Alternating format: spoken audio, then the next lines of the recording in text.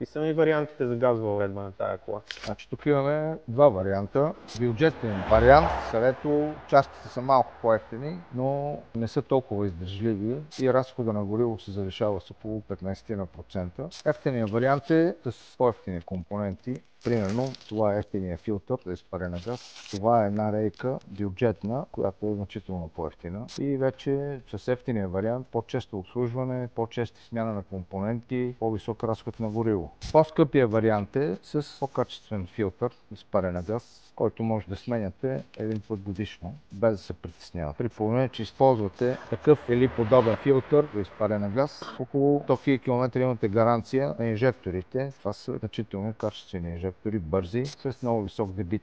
Тук вече разхода значително намалява на газ и работата на мотора става много по-равномерна и почти незабележима от бензин.